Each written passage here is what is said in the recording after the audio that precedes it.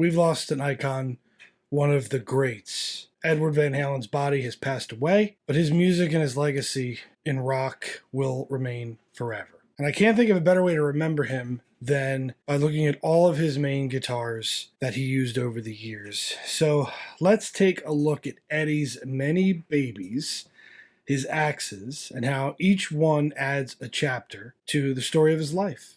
Stay tuned.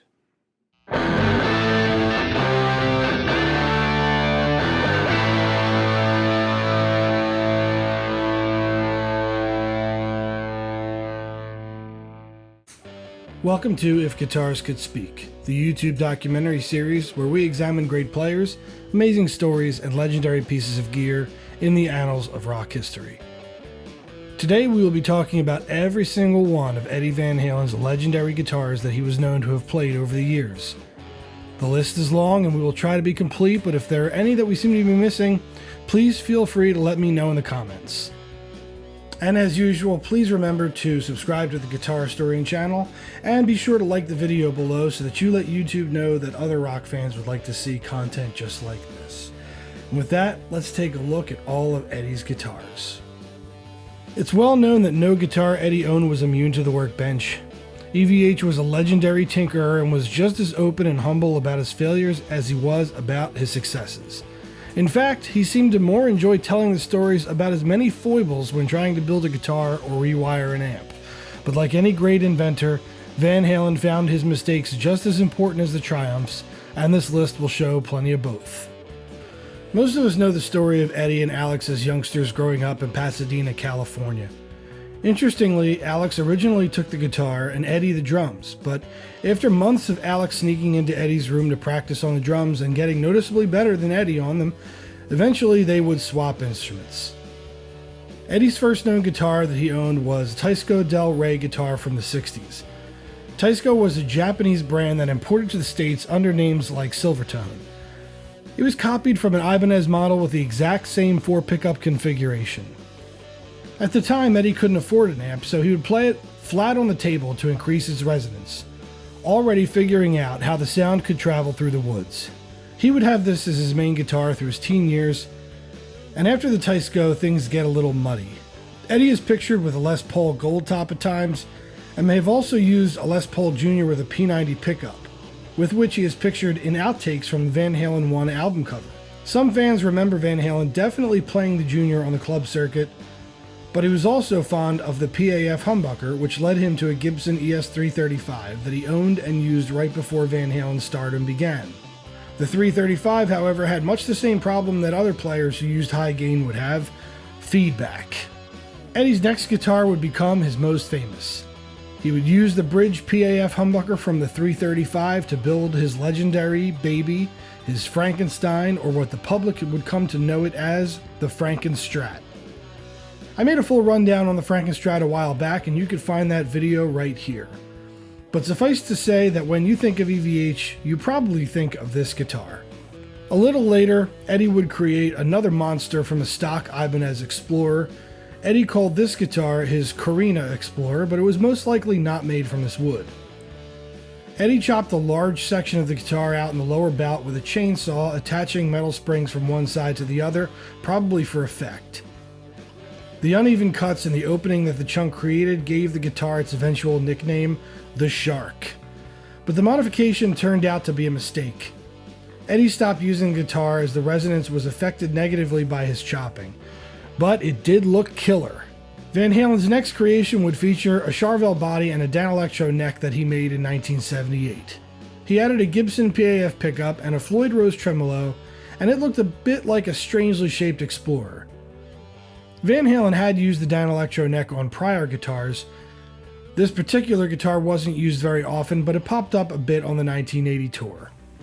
Another touchstone in Eddie's guitar collection was the 1979 creation called the Bumblebee. He asked Charvel to make a Strat-style body with a rear-loaded cavity for the electronics. He would then paint the body in his signature style in a black and yellow scheme. This guitar featured a one-of-a-kind pickup, however, that pushed the limits of Van Halen's tinkering.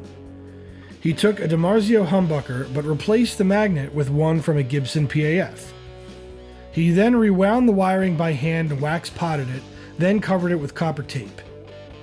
The pickup wasn't ready for the cover of Van Halen 2, however, so it's not the one pictured on the album cover.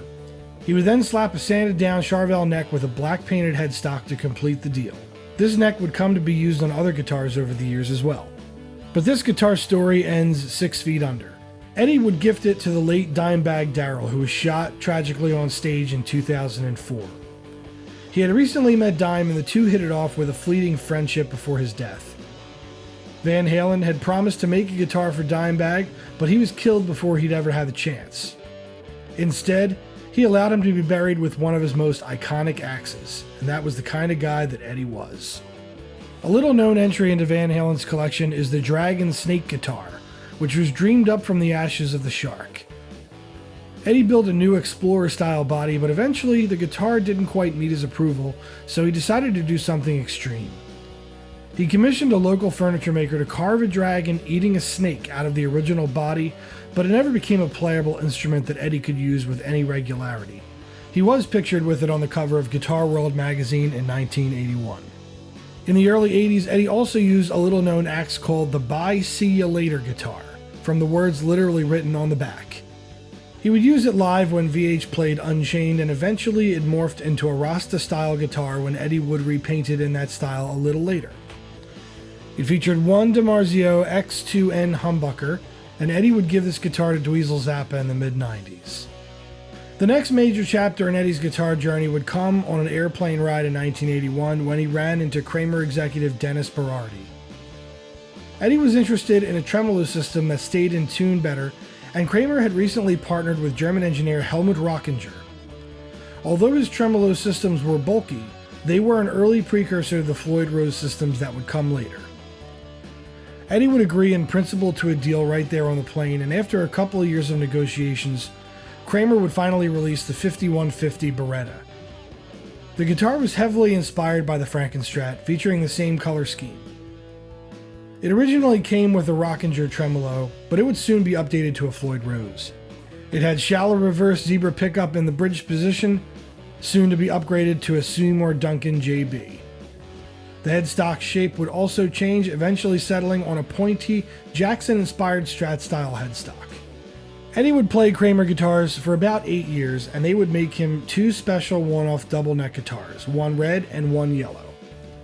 One neck looked like it was made of ebony and had a V-style 3-a-side headstock, while the other had a maple fretboard with a Strat-style headstock.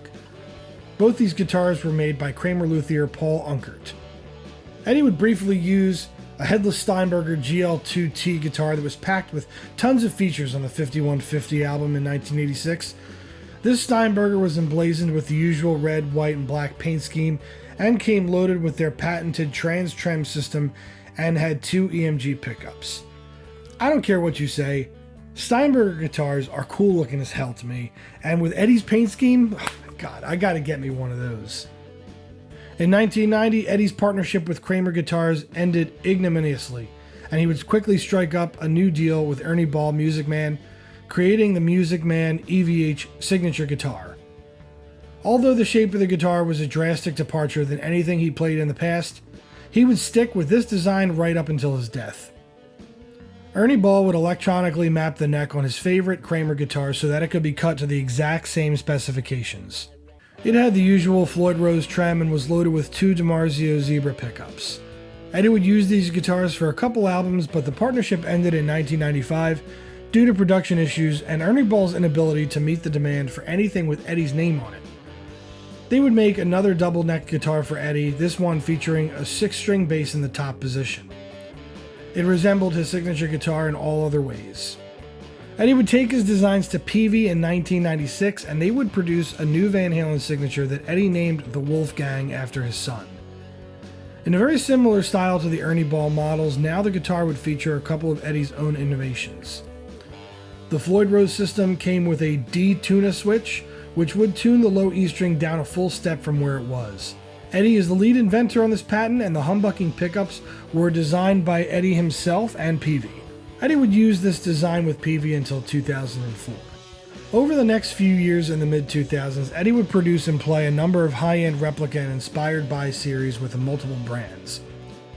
In 2004, he would partner with Charvel once again to produce a high-end line of Frankenstrat-style guitars, all of which looked like his original version, but with 3 paint schemes, a white and black, a yellow and black, and a red, white, and black, to feature all 3 of his early iconic paint jobs.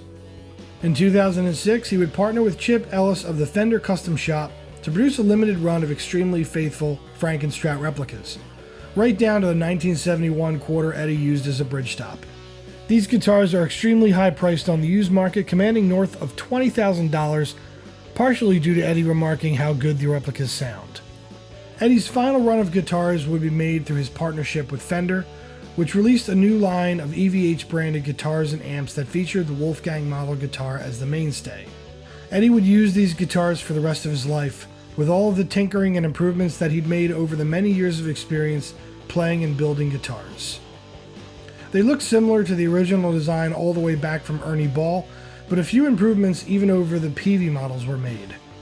Van Halen holds the patent on the headstock design of the Fender-made models, and most of the guitars that he plays come loaded with a detune of Floyd Rose, 2 custom-wound humbuckers, Schaller tuners, body binding, and a urethane finished neck with stainless steel frets. Eddie seemed to prefer the ivory-colored models with a maple top and basswood body, which he was shown playing throughout the last tour with David Lee Roth in the mid-2010s. Since Eddie used this model of guitar for well over 10 years, it's clear he saw this as the culmination of a lifetime's worth of innovation and invention in his workshop. Looking back on his many models and guitar lines gives us a window into a player who is maturing as a musician. The early models were about the flash and the showmanship, and the later models were more about playability and utilitarianism. One never knows what Eddie would have come up with had he been given another 10 or 20 years of invention and innovation. But whatever it would have been awesome as everything else he came up with. That's another episode of If Guitars Could Speak. We hope you enjoyed this special retrospective of Eddie Van Halen's guitars. Please don't forget to subscribe to the Guitar Historian channel, and make sure you hit the like button below if you want to let YouTube know that other guitar fans would like to see this video. Thanks, and we will see you next time.